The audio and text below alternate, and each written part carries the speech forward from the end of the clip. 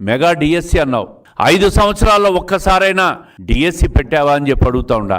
ఈరోజు కూటమి ప్రభుత్వం వచ్చిన తర్వాత 16,000 పైచిలకు డిఎస్సి పోస్టులకు నోటిఫికేషన్ ఇచ్చి జూన్ నెలాఖరు లోపల భర్తీ చేస్తామన్న ఈ ప్రభుత్వ చిత్తశుద్ధి ఇది వెన్నుపోట. 5 సంవత్సరాల్లో మెగా డిఎస్సి పెడతానని చెప్పి అధికారంలోకి వచ్చి అమలు చేయకపోవడం వెన్నుపోట అని చెప్పి నేను అడుగుతా ఉండా. అన్నా క్యాంటీన్లను రద్దు చేసి మరీ పేదవాడి పొట్టను అన్నం తండి లేకుండా చేసిన నువ్వు అది వెన్నుపోటు కాదా అని అడుగుతా ఉండా. బీసీ ఎస్టీ మైనారిటీ సప్లాన్లు నిధులు మళ్లించి సామాజిక న్యాయానికి వెన్నుపోటు పొడిచిన మీరు మళ్ళీ ఇతరుల మీద వెన్నుపోటు అని మాట్లాడుతూ ఉండారు. తెలుగుదేశం ప్రభుత్వం వచ్చిన తర్వాత మొదటి సంవత్సరంలోనే 70% హామీలన్నీ కూడా అమలు చేశాం. ఈ దేశంలో 4,000 రూపాయల పెన్షన్ ఏ రాష్ట్రంలో కూడా అమలు చేయడంలా.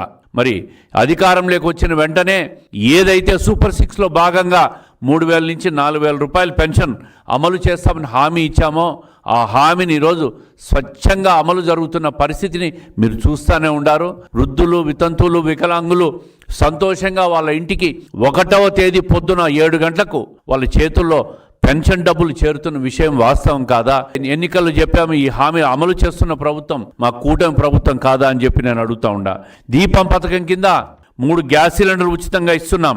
1 కోటి సిలిండర్లు ఇచ్చాము. ఇప్పటికే ఈ పథకం ఏడాదికి 2,684 కోట్లు ఖర్చు పెడతా ఉన్నాం. మరి అధికారంలోకి రాగానే మీ 5 సంవత్సరాలు గుంతలు పడిన రోడ్లన్నీ కూడా బాగు కోసం ఇప్పటికే 1,200 కోట్లు ఖర్చు చేసి దాదాపు 20,000 కిలోమీటర్ల రోడ్లు గుంతలు లేని రోడ్లుగా చేసి ఈరోజు ప్రజలకు కష్టాలు లేకుండా చేసిన ప్రభుత్వం ఏదైనా ఉందంటే అది కూటమి ప్రభుత్వం అని చెప్పి నేను తెలియజేస్తూ ఉండా. మత్స్యకారుల ఉపాధికి దెబ్బతీసే జీవో 207ను రద్దు చేశాం.